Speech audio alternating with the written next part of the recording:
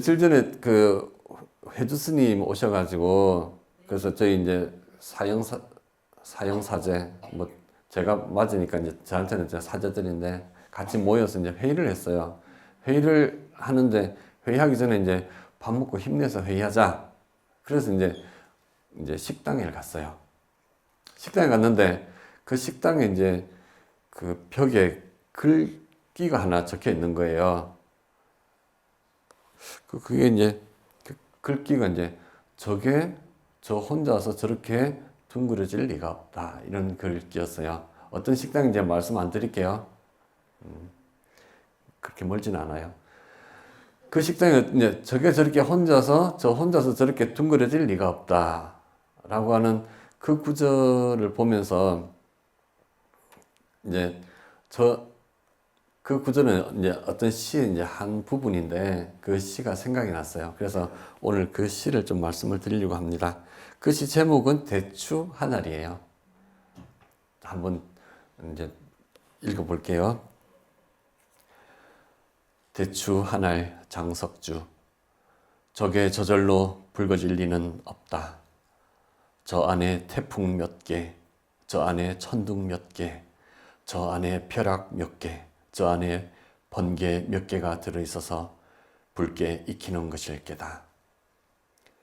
저게 혼자서 둥그러질 리는 없다. 저 안에 무서리 내리는 몇 밤, 저 안에 땡볕 두어 달, 저 안에 초승달 몇 날이 들어서서 둥글게 만드는 것일 게다. 대추야 너는 세상과 통하였구나. 이런 시예요. 다 혹시 잘 아시는 시인가요? 네, 감사합니다. 이렇게 아는 분이 없어야 제가 얘기할 맛이 난다니까요. 근데 이제 제가 오늘 말씀드리려고 하는 주제는 가을이에요. 가을인데 이제 가을이라고 하는 게 여러 가지 의미를 갖고 있는데 가을 하면 생각나는 열매 하면 밤, 대추 이런 게 좀 생각이 나고 그리고 이제 우리 종무소 보살님이 열심히 깎아서 준비하고 있는 꽃감도 이제 생각이 나겠지만 그 대추 하나를 대추 하나를 보면서 이 시인은 생각을 하는 겁니다. 이게 저 혼자서 저절로 붉어질 리가 없다. 이게 원래는 파란 놈이었죠. 우리 인생도 원래는 파란 청춘이었는데 이게 이제 나이가 들어서 이제 익어간 거예요. 근데 그 익어가는 과정이 저절로 익었을 리가 없다. 그래서 번개가 치고 천둥이 치고 벼락이 떨어지고 하는. 그래서 한때는 세상을 내가 뒤집어 보겠다라고 막 벼락처럼 이렇게 달리기도 하고 또 반짝이는 아이디어로 막 번개처럼 반짝반짝 빛나기도 하고 그런 시절을 다 거쳐와서 이제는 벼락도 지나가고 번개도 천둥도 다 지나가고 그러면서 자기 안에서 온갖 것들이 그 자기가 냈던 열로 스스로 그렇게 익어서 빨갛게 익어가는 것 아니겠나. 또 저 대추가 저절로 둥그러질 리가 없다. 우리도 한때는 둥글지 않았죠. 그래서 좌충우돌 날카롭게 아니 선배들이 왜 이래 우리 기성세대는 정말 안 된다니까 뭐 이러면서 바꿔야 돼 세상을 바꾸자라고 하면서 때로는 또 어떤 이들은 머리에 빨간 띠를 두르기도 하고 또 어떤 이들은 막 탄원서를 쓰기도 하고 뭐 이런 시절들 다 보내잖아요. 그리고 이제 그러면서 세상 속에서 부딪히고 그러면서 깎이고 또 상대를 깎아내고 그러면서 서로 모난 것이 부딪히면서 점점 둥그러진 거죠. 그래서 대추 하나리 저렇게 둥그러진 것은 그 안에 정말 온 세상 그 싸늘한 눈빛을 맞는 그런 시간들, 온 세상에 무슬이 내리는 그런 시간들, 또 그 뜨겁게 대학교 밑에서 그렇게 이제 시간을 보냈던 그런 이제 뜨거운 여름 날들, 이런 것들이 다 담겨서 그 대추가 둥그러질 것이다. 근데 그것이 이 대추 하나 속에 그러니까 사람의 인생이 담겼구나. 또 세상의 이치가 담겼구나. 그래서 대추 하나를 보면서 네가 바로 세상이구나 라고 하는 것이 네가 세상과 통하였구나 라고 하는 그 말이 아니겠나. 그래서 야 이거 대추 하나라고 하는 이 장석주 시인의 시는 본문이다 이런 생각이 들었어요. 괜찮죠? 괜찮으니까 한 번 더 읽어드려야 되겠군요. 한 번 더 읽어드릴게요. 대추 한 알 장석주. 적에 저절로 붉어질 리는 없다. 저 안에 태풍 몇 개, 저 안에 천둥 몇 개, 저 안에 벼락 몇 개, 저 안에 번개 몇 개가 들어있어서 붉게 익히는 것일 게다. 적에 혼자서 둥그러질 리는 없다. 저 안에 무설이 내리는 몇 밤, 저 안에 땡볕 두어 달, 저 안에 초승달 몇 날이 들어서서 둥글게 만드는 것일 게다. 대추야, 너는 세상과 통하였구나. 네, 그렇습니다. 그래서 이제 가을인데 마침 그 구절을 보니까 대추가 생각이 났고, 그래서 오늘 가을 말씀드려야 되겠다 이렇게 이제 생각을 했어요. 절에 다니다 보면 이제 큰 스님들 말씀도 듣게 되고 뭐 그러다 보면 가을에 많이 나오는 말이 채로금풍이라고 하는 말입니다. 들어보셨어요? 그 공부까지는 별로 안 하셨군요. 채로금풍. 네, 그럼 이제 새로 배우는 건 항상 재밌잖아요. 네, 몸체로는 이제 드러날 로자입니다. 오늘 길로자인데 이 길로자는 드러나다는 뜻도 있어요. 길에 나왔으니까 다 이제 보이잖아요. 그래서 우리가 옷을 벗으면 몸이 노출된다 이러잖아요. 그래서 이제 드러날 로자입니다. 그래서 채로 몸이 드러난다. 금풍은 이제 쇠금자에 바람풍자인데, 이 금이라고 하는 것은 이제 우리가 잘은 모르지만 대개는 동서남북 하면서 이제 사주오행 따지는 거 들어보셨죠? 그러면 동쪽은 무슨 색깔이요? 동쪽은 파란색. 동쪽을 상징하는 기운은 나무, 목. 남쪽은 빨간색. 남쪽을 상징하는 기운은 불. 서쪽은 이것도 다 새로 하시는군요. 서쪽은 흰색이에요. 그리고 서쪽을 상징하는 기운은 쇠예요. 금. 그리고 북쪽은 이제 계절로 보자면 겨울이고, 그리고 이제 그 색깔은 검정색, 그리고 이제 그 물이에요. 물의 기운이 이제 북쪽을 상징합니다. 서쪽은 계절로 보자면 가을이고, 그리고 이제 그 기운은 쇠의 기운이에요. 그래서 금풍이라고 하는 말은 바로 서쪽의 바람, 가을 바람 이런 의미입니다. 그래서 가을 바람에 이제 몸매가 드러난다. 가을 바람에 몸매가 드러난다는 것이 무슨 마릴린 먼로 이렇게 생각을 하시면 안 돼요. 마릴린 먼로가 지하철 그 바람에 다리가 드러나는 그런 의미가 아니고, 이게 원래 이제 성문답에 있는 내용인데, 이게 뭐냐면 벽암록이라고 하는 책에 이제 있습니다.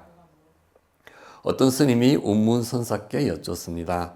나무가 마르고 잎이 떨어진 때는 어떻습니까? 운문선사가 답하였습니다. 가을바람에 온몸이 드러난다. 그래서 이제 채로금풍, 이렇게 네 글자를 말씀하신 거죠. 그래서 어떤 스님이 이제 물어봤어요. 나무가 마르고 잎이 떨어진 때는 어떻습니까? 이게 이제 계절로는 가을을 말하는 것 같지만, 또 약간 돌려서 말하자면 당신의 삶에서 그동안 이제 큰 스님이네, 또 법문을 잘하니, 그다음 또 잘생겼니, 이런 것들이 이제 다 거치고 나서 이제 노년에 들어선 당신의 삶은 어떻습니까? 라고 하는 질문일 수도 있습니다. 그러니까 채로금풍이지. 다 내 있는 살림살이가 다 그대로 드러나지라고 이렇게 얘기하는 겁니다. 그래서 채로금풍이라는 말 속에서 나뭇잎이 다 떨어져서 이제 줄기가 보이지 이런 게 아니라 내 살림살이가 이제 있는 그대로 다 나오지라고 하는 거예요. 그래서 지금 운문스님은 가을에 자기를 장식하던 모든 것들이 이제 다 거쳐 나갔지만 내 살림살이 여전히 훌륭하지라고 하는 이 말씀 하시는 거예요. 내가 그동안에 닦아온 살림살이는 그대로지라고 하는 말입니다. 그래서 우리도 이제 이 가을에 그 바람결에 이제 이 낙엽도 날리고 그러는데, 그때 이제 그 가로수의 줄기를 걱정할 게 아니라 나의 줄기는 지금 어떻게 되고 있는가? 내가 일생 동안 나의 줄기를 어떻게 잘 가꿨는가? 이걸 이제 돌아보면서 내가 아직도 좀 부족하네라고 하면 얼른 보충을 해야 되겠죠. 겨울 오기 전에 보충을 해야 되는 겁니다. 도종환 시인, 오늘 그래서 가을 시를 몇 개 읽어드릴게요. 도종환 시인이 이제 단풍 드는 날이라고 하는 시를 쓰셨어요. 이것도 읽어드릴게요. 단풍 드는 날 도종환, 버려야 할 것이 무엇인지를 아는 순간부터 나무는 가장 아름답게 불탄다. 제 삶의 이유였던 것, 제 몸의 전부였던 것, 아낌없이 버리기로 결심하면서 나무는 생의 절정에 선다. 방하착. 제가 키워온 그러나 이제는 무거워진 제 몸 하나씩 내려놓으면서 가장 황홀한 빛깔로 우리도 물이 드는 날. 이것도 이제 단풍 드는 날, 단풍을 보면서 지은 시인데, 이 시에 보면 이제 방하착이라고 하는 이제 우리 그 선사의 말씀이 들어가 있어서, 이것도 역시 좀 아까 대추한 날처럼 꼭 법문 같은 그런 시입니다. 그래서 이제 우리가 이제 세상을 살면서 뭐든지 막 더 가져야 되는 때가 있어요. 가지지 않으면 안 되는 때가 있죠. 우리 어릴 때 그렇습니다. 어릴 때는 세상에 대해서 자꾸 공부를 해야 되는 거죠. 학교에서 하는 공부 말고 세상을 알아야 되는 거예요. 아, 이 사람이 나의 아버지구나, 어머니구나, 이게 먹는 거구나, 이거 먹으면 안 되는 거구나. 이런 거 어릴 때 이제 눈 뜰 때부터 해서 다 그런 걸 배우는 거죠. 그걸 배워야지만 살 수가 있으니까요. 그렇게 배우고 또 내가 옷을 입어야 되니까 옷을 가지려고 하고, 또 먹어야 되니까 음식을 내가 자꾸 붙잡으려고 하는, 그렇게 해서 정상적으로 이 사회 구성원으로 살기 위해서 내가 갖춰야 될 것을 갖추기 위해서 부지런히 이렇게 노력하는 그런 과정이 있습니다. 그렇게 하다 보니까 때로는 남들보다 좀 더 많은 것을 가지기도 하고, 좀 더 이제 높은 자리에서 뭘 해보기도 하고 그러는데, 이제 그 시간이 지나면 이제 내려놔야 되는 거죠. 마치 나무가 가을에 낙엽을 땅에 내려놓는 것처럼요. 근데 한때는 그게 나의 존재였습니다. 그게 너무나 소중했던 거죠. 나무가 봄에 낙엽을 피워내지 못하면 그 나무는 죽죠. 그러니까 나무한테 낙엽은 생명이에요.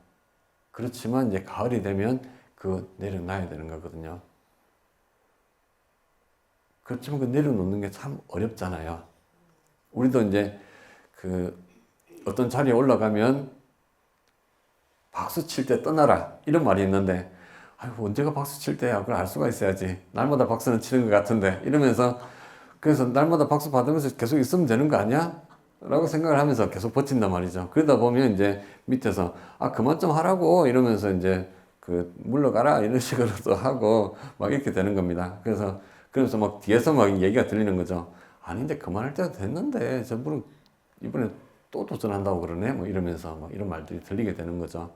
어쨌든 이제 내가 하고 싶은 일을 벌리고, 그걸 마무리까지 내가 볼 필요는 없는 것 같아요. 그게 이제 막 불꽃이 일어나면, 그래, 내 역할은 이 정도면 됐어 라고 하면서 물러나면서 그 불꽃을 계속 키워가는 것은 또 후배에게 넘기는, 이것이 굉장히 아름다운 모습 아니겠나. 이 나무가, 그 나뭇잎이, 내가 이 나무를 계속 1년, 2년, 3년 동안 내가 다 지킬 거야 라고 하는 게 아니라, 가을 되면 그래, 내가 할 목 다 했으니까 이제는 또 내 후배한테 넘긴다, 이렇게 하는 그런 것처럼요.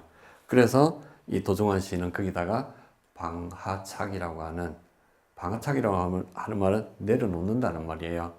그 법문을 나뭇잎에다가 의미를 붙여 본 겁니다. 버려야 할 것이 무엇인지를 아는 순간부터 나무는 가장 아름답게 불탄다.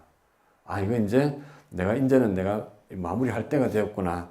그렇다면 이제 잘 마무리해야지. 그래서 이 나뭇잎이 자신을 잘 마무리하는 방법으로는 자신을 가장 아름답게 불태우는 것. 그래서 제 삶의 이유였던 것, 제 몸의 전부였던 것, 아낌없이 버리기로 결심하면서 나무는 생의 절정에 선다. 방아착, 내려놓음이죠. 제가 키워온 그러나 이제는 무거워진 제 몸 하나씩 내려놓으면서 가장 황홀한 빛깔로 우리도 물이 드는 날. 이 방아착과 관련해서는 이제 그 조주라는 스님과 관계가 있습니다. 어느 날 이제 어떤 스님이 조주 스님한테 이제 물었어요. 조주 스님이 다 내려놔라. 조주 스님 많이 하는 말씀 이제 다 내려놔라. 이런 말씀도 많이 하시고 또 물어보면 차나 한잔 하지? 그래서 차나 한잔 하지라는 말이 이제 끽다건데 그래서 이제 예전에 서울에는 끽다그라고 하는 이 차 판매하는 가게도 있었어요. 근데 이제 그 끽다그에서 걷자는 갈 걷자인데 그게 특별한 의미가 있는 건 아닙니다. 그냥 그 원 의미는 끽다예요. 그러니까 차 마셔라는 말이죠. 이런저런 생각 붙이지 말고 차 마셔라는 말이고 거는 이제 그 어떤 행위를 하라는 뜻의 이제 그 종결하는 갑자기 수업 시간이 돼버렸군요. 어쨌든 이제 그 차나 마셔 이런 말씀을 많이 하셨고 그래서 조주 스님이 깨달음을 주기 위해서 차나 마셔 그냥 과거도 미래도 생각을 갖다 붙이지 말고 지금 이 순간 차 한 잔 그게 집중해 이런 것처럼 그래서 우리가 이제 그 공양 올릴 때도 차 공양 올릴 때 조주의 차를 올립니다 이렇게 의례문에서 얘기하고 있거든요. 그래서 그 깨달음의 차를 올린다는 거예요. 근데 조주 스님이 또 많이 하신 말씀 중에서 방하착 내려놔 라는 말이에요. 그러니까 어떤 스님이 나 내려놓을 거 없는데요? 그렇게 얘기를 했어요. 내려놓을 거 없는데 뭘 내려놓으라고요? 그러니까 조주 스님이 내려놓기 싫으면 그냥 갖고 가 이렇게 얘기를 하셨어요. 내려놓기 싫으면 그냥 갖고 가. 그러니까 그 스님은 이제 뭐 내려놓으라고요? 라고 이제 질문을 한 거예요. 조주 스님 맨날 내려놔라 그러는데 뭐 내려놓으라고요? 나 아무것도 안 갖고 왔는데. 그러니까 조주 스님께서 내려놓기 싫으면 갖고 가. 이게 지금 우리가 보통 내려놓는다라고 하면 내가 뭔가 물건이라든지 뭐 어떤 뭐 자리라든지 뭐 이익이라든지 이걸 이제 포기한다. 이걸 이제 내려놓는다 이렇게 얘기를 하는 거죠. 근데 이제 조주 스님은 너 자신을 내려놔라라고 얘기한 건데 지금 이 스님은 난 아무것도 갖고 온 게 없는데 뭘 내려놓으라는 거냐 이렇게 얘기를 하고 있는 거죠. 그렇지만 이제 조주 스님 입장에서 볼 때는 니는 너라고 하는 그걸 갖고 왔고 그리고 너를 기준에 놓고 지금 내가 뭘 어쩌고 저쩌고 하는 늘 그 나라고 하는 그걸 지금 갖고 다니는 거 아니냐. 그거 내려놔라. 우리 불교라고 하는 것은 부처님 법은 무아법이잖아요. 나를 해체함으로 해가지고 이 윤회의 근거지, 괴로움의 근거지를 없애버리는 건데 그 조주 스님이 볼 때는 그 스님은 법을 물으러 왔지만 이 문 밖에 있는 사람인 거예요. 문 밖에 있는 사람을 문외한이라고 그러는데 우리 한문 선생님 와 계신데 제가 이제 자꾸 한자 얘기를 하네요. 문 밖에 사나이 문외한.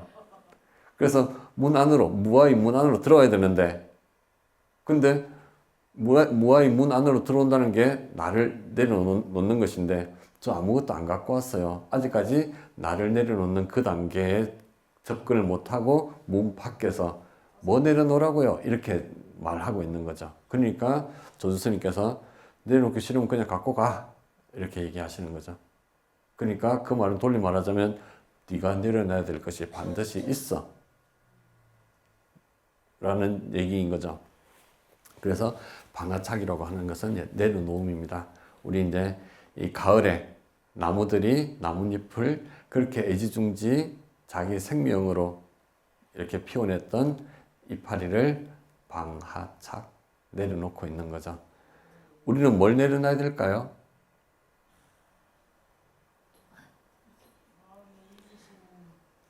네, 훌륭하십니다. 마음의 이심을 내려놓자라고 말씀하셨어요. 이제 가을을 이제 우리 인생으로 놓고 보자면 가을 하면 좀 이제 늙은 걸 가을이라고 그러잖아요. 근데 여기 이제 연세가 저보다 더 있으신 분들도 계시는데 몇 분 계시는데 그 자신이 생각하기에 늙으셨어요? 안 늙었어요. 절대 안 늙었어요. 그렇죠. 지금 제일 꽃다운 시간인데, 네, 지금이 청춘이에요. 그렇죠. 살아가기 딱 좋은 나이인데, 예, 예. 그렇죠. 그래서 언제가 늙은 거냐라고 말한다면은 사실 이때가 늙은 때다라고 할 수 있는 그런 시간 기준은 없어요. 시간 기준은 없습니다. 그렇지만 돌려서 말하자면 그러면 언제 늙었다고 할 수 있냐?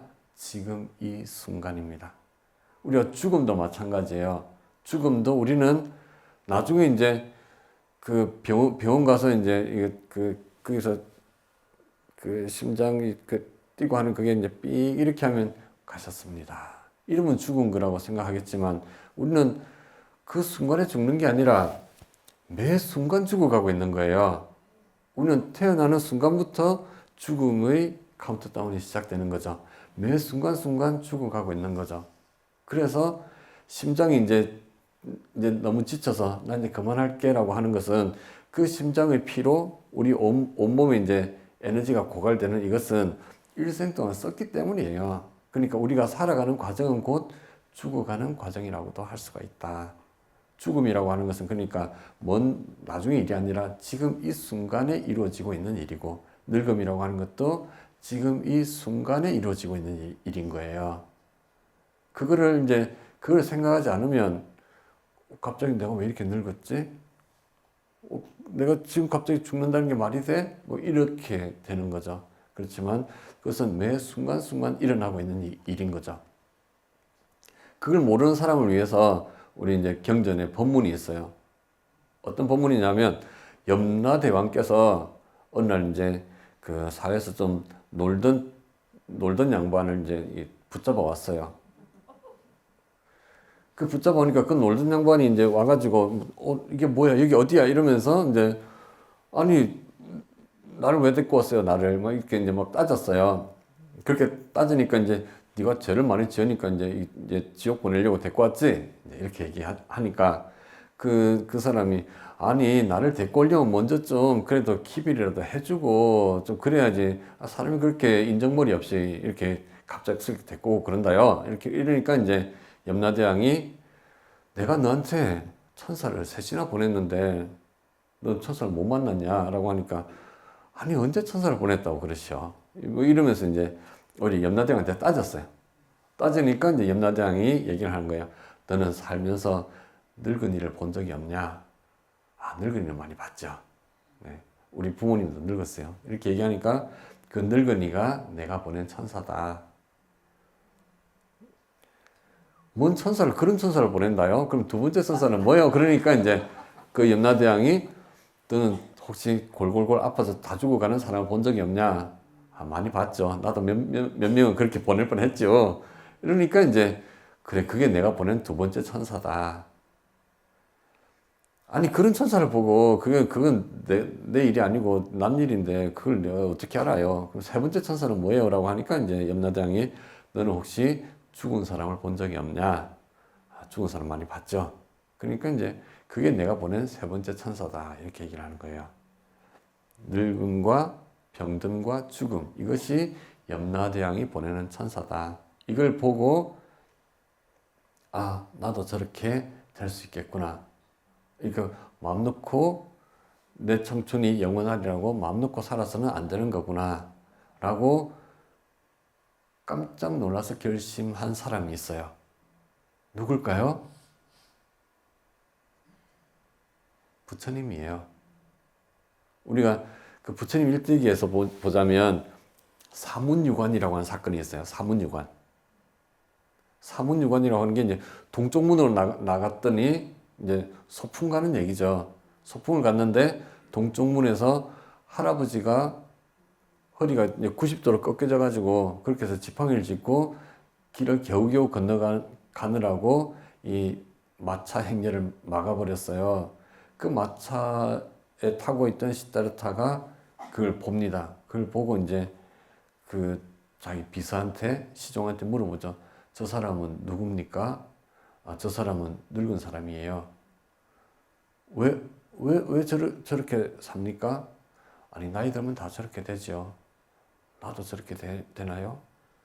그렇죠. 뭐 지금은 새파랗게 젊지만 나중에 저렇게 되겠죠. 경전에서는 그렇게 얘기하고 있습니다. 그때 나의 청춘에 대한 교만은 산산조각 부서지고 말았다. 그러니까 사문유관이라고 하는 것은 그냥 하나의 사건을 말하는 것이 아니라 늙고 병들고 죽음이라고 하는 이 모든 사람들이 다 겪어야 되는 이런 존재의 숙명을 젊을 때는 그게 다 남의 일로 생각하는데 이 고타마 시다르타가 이거 내 문제구나라고 내 문제로 받아들이는 그 과정을 사문유관이라고 하는 이야기로 이렇게 표현한 거예요. 보통은 우리는 이제 가족이 이제 처음에 어릴 때는 이제 할아버지 할머니 돌아가시고 또 할아버지 할머니의 친구들 돌아가시고 그다음에 또 부모님 돌아가시고 부모님 친구들 돌아가시고 부모님 형제들 돌아가시고 막 그런 과정을 거치면서도 그게 내 문제라고는 얼른 생각 못 하잖아요. 다만 이제 가까운 분들이 이제 세상 떠나시면 좀 슬프고 이러기는 하지만 그걸 내 문제로 바로 받아들이지는 않거든요. 근데 이제 이 부처님은 그 늙은 노인의 모습을 보고 또 환자의 모습을 보고 거기서 저게 바로 내 문제구나 이렇게 자기 문제로 받아들인 거예요. 그렇게 자기 문제로 받아들였기 때문에 어떻게 보면 염라대왕이 보낸 천사를 잘 맞이한 거죠. 염라대왕의 천사를 잘 맞이해서 그 천사로부터 받아야 될 것을 잘 받은 것이 부처님이다 이렇게 말할 수 있겠습니다. 여기 계신 분들은 다 천사 지금도 만나고 계시죠?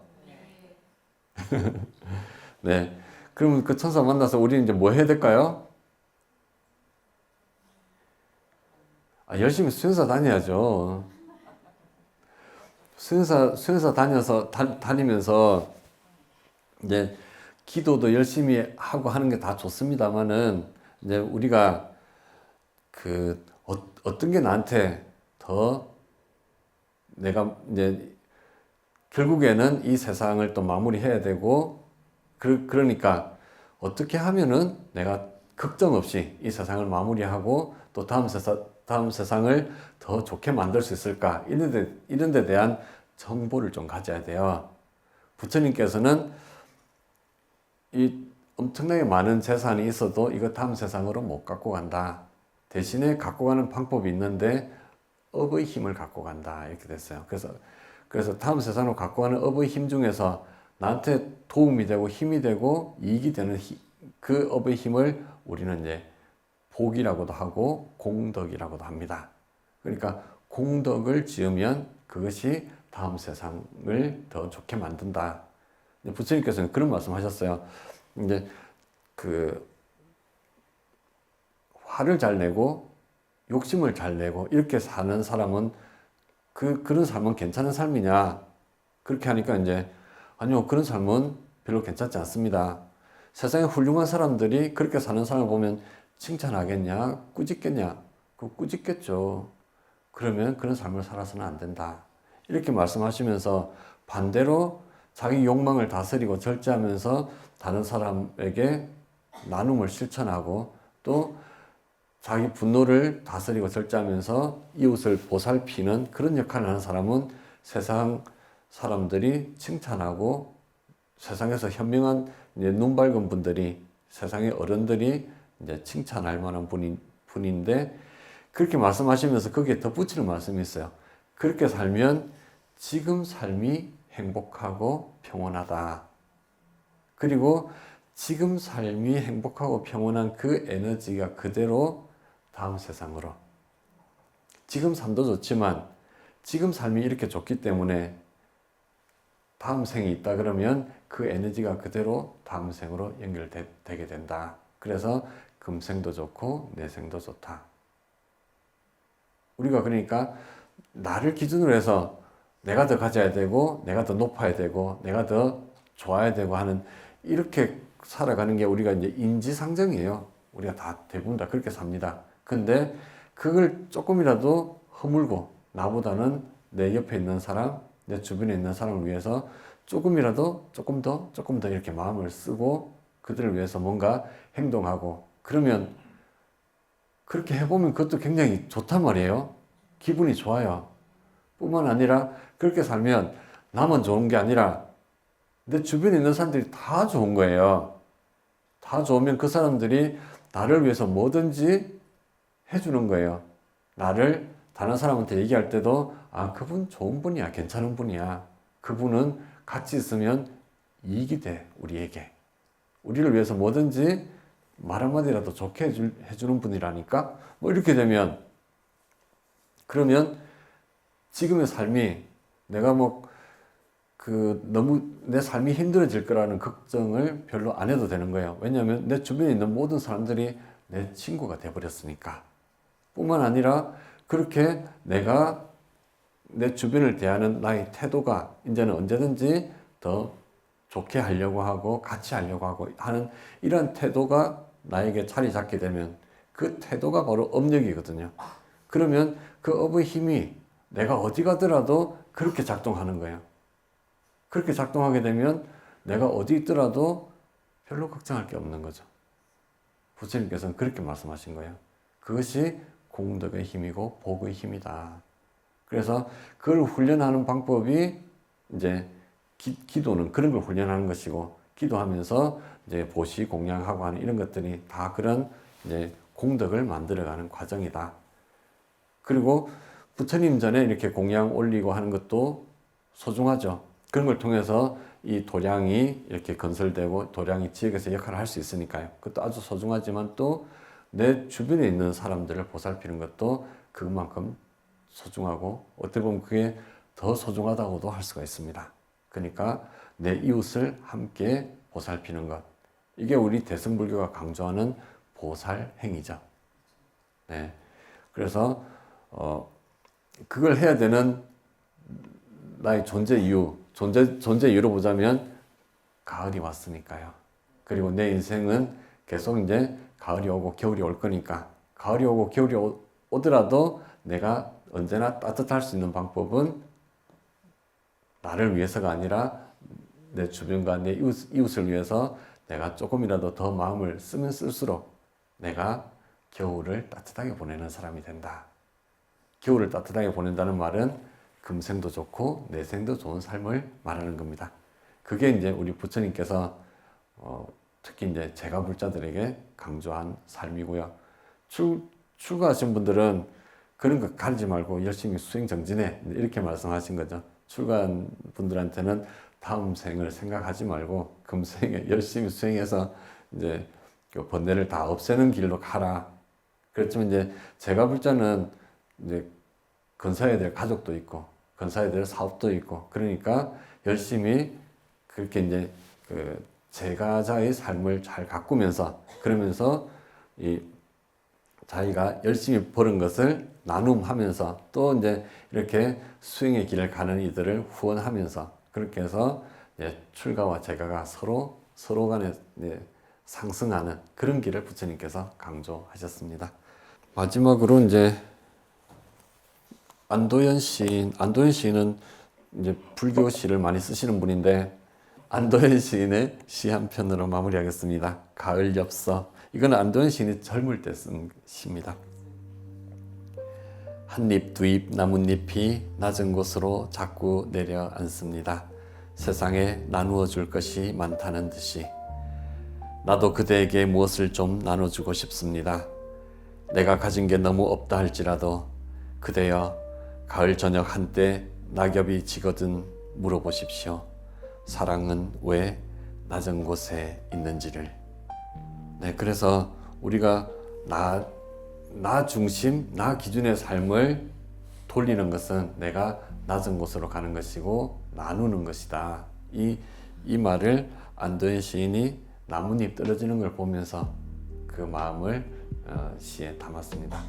오늘 이제 가을에 관한 시를 이제 세 편을 가지고 부처님 말씀 같이 좀 섞어서 말씀드렸네요. 어쨌든 가을이라고 하는 것은 우리 삶을 돌아보게 하는 중요한 시간인 것 같아요. 또한 한편으로 우리는 이제 이 가을에 건강도 잘 챙기셔야 됩니다. 날씨가 올해 가을은 좀 가을이 언제 왔나 싶게 막 날씨가 급변하네요. 이럴 때 이제 건강 잘 챙기시고 건강하면 뭐 하죠? 건강하면 수연사 와야죠. 네. 수연사 주지는 기승전결 수연사입니다. 네, 그래서 건강 잘 챙기시고 그리고 언제나 우리 정진할 때는 더 공덕이 되는 정진. 그 공덕이 되는 정진은 부처님 가르친 대로 정진하는 거예요. 그래서 나를 위한 바람은 조금 더 줄이고 이웃을 위한 바람, 모두를 위한 바람을 자꾸 키워가는 그래서 더 큰 사람이 되는 그런 수행하시기 바랍니다. 감사합니다. 이어진 좋은 부분 큰 박수 부탁드리겠습니다.